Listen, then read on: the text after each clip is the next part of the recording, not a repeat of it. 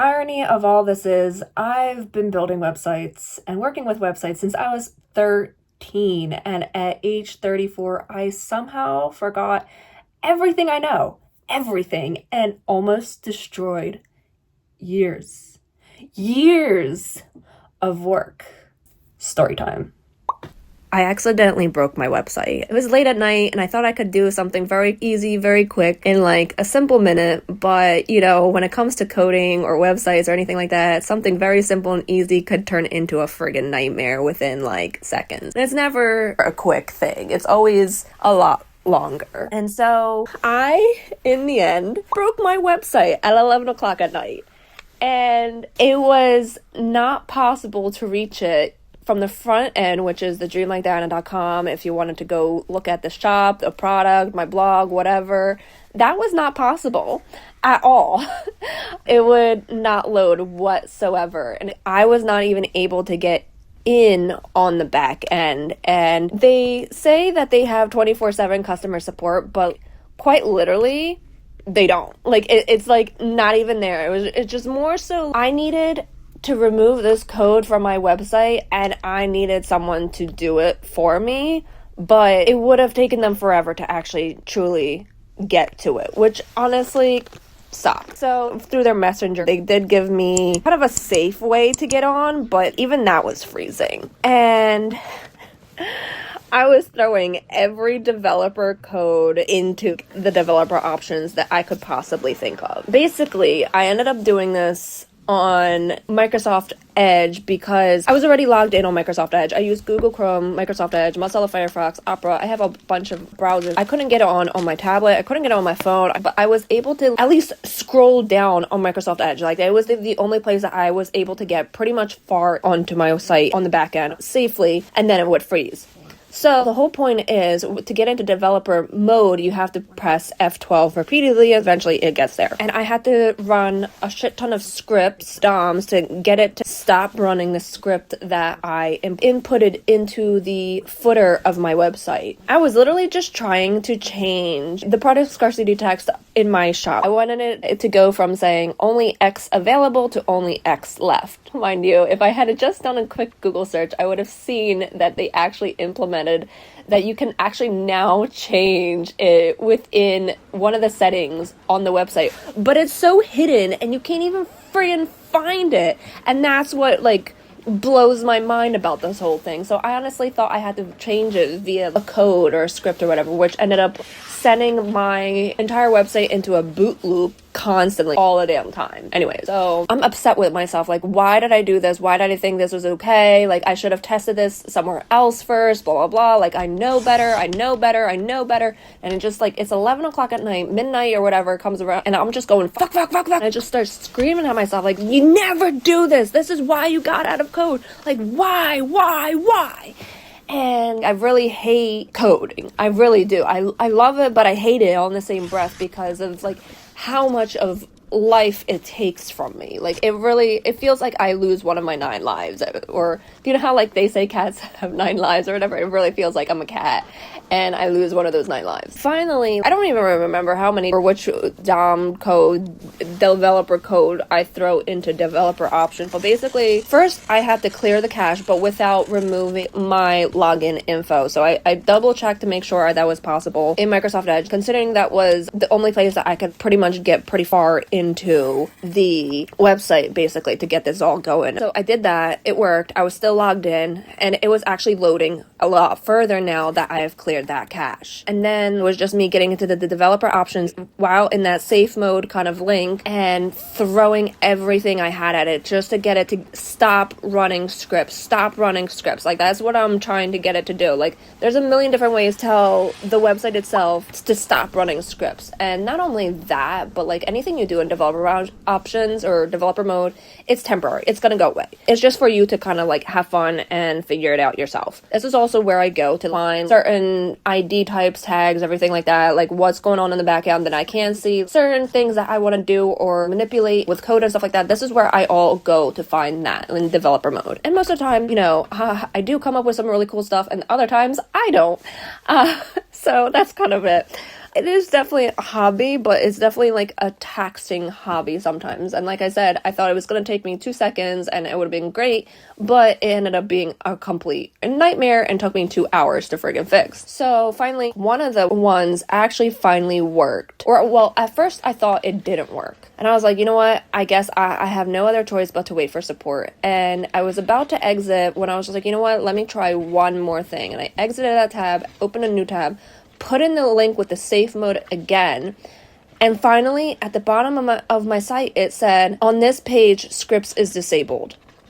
And I was like, it finally worked. Right when I thought about giving up is when it finally worked. And it just kind of reminds me about this whole dip moment where, like, right when you think about giving up anything in life, that's when things start happening for you. The breakthrough happens. And it's just so crazy to me because it's like, wow, I went through all of that, freaking the hell out, throwing everything I had at it, wanting to cry, screaming at myself, self-deprecating myself, truly making myself feel horrible for what the hell I did, because I feel bad for anyone that was trying to actually access my website for those 2 hours, and I get hit with audience every single minute, so it's just kind of like, god damn, you know? And finally, I'm able to go into the footer, remove the code, and save it, and everything is fine again. Everything is right with the world, and I'm happy, and I'm like, what the friggin' fuck?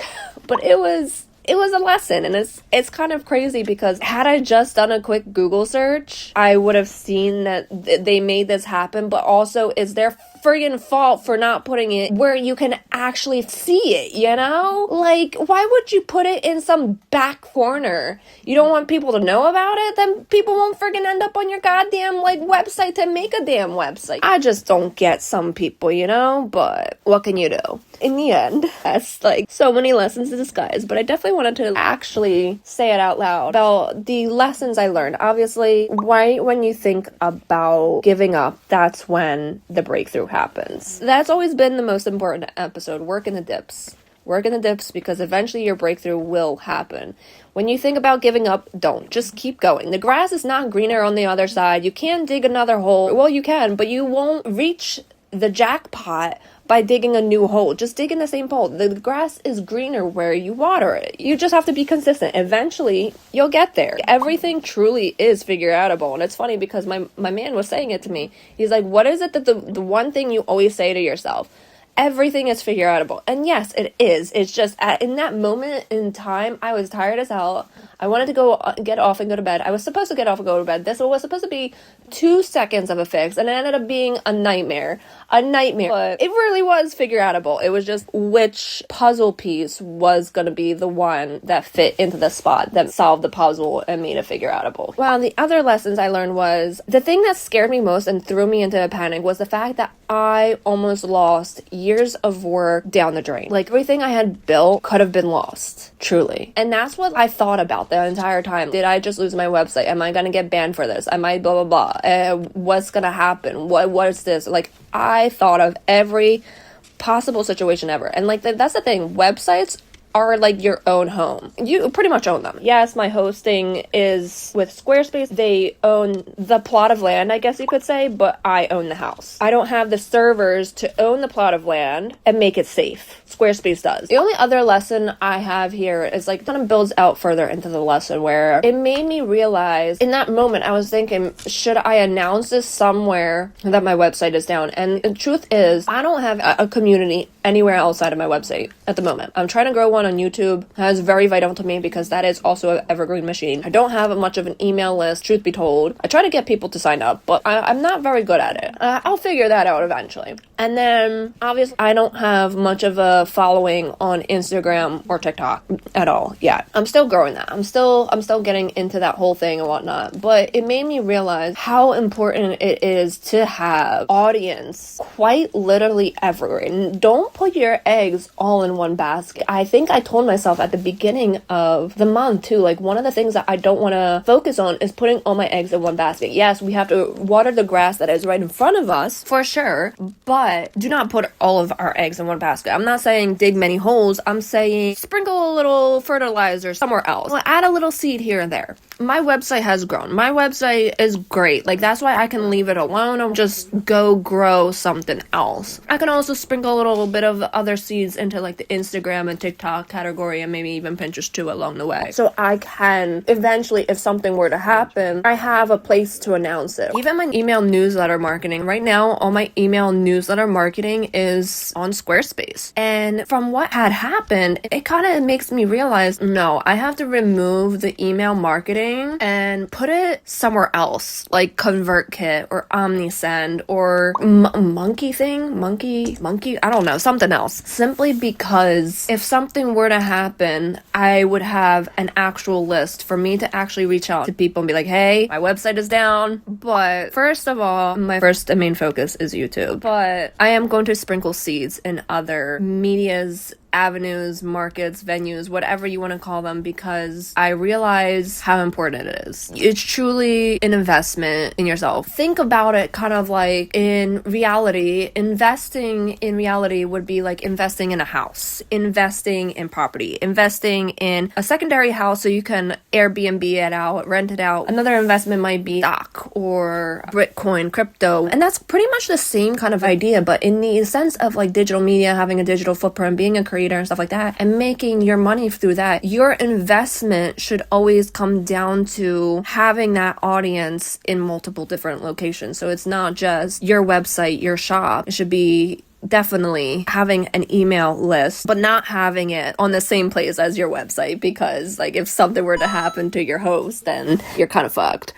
Build your YouTube channel if you want to build a YouTube channel. For me, yes, that is very important to me. Like I want to build a YouTube channel. Definitely gonna sprinkle in the seeds for TikTok and Instagram and Pinterest as well. But in general, it's just, oh wow. It's funny because really was still pissed about myself over it, but now it's like I can laugh about it, and now it's like I actually see the lesson behind all this, and I see, yes, I made a mistake, and you know, I learned my lesson through it, but I also learned other lessons through it. And I think that's what it comes down to in life. Like, this all comes down to obviously how I run my business and everything like that, but like you have to live life to know how to actually strategize for your business. And you gotta make mistakes, you gotta fail, you gotta fuck up, you gotta do all these things. And when you do them, that's when you start to understand people a little better, digital a little better, digital media, social media, etc.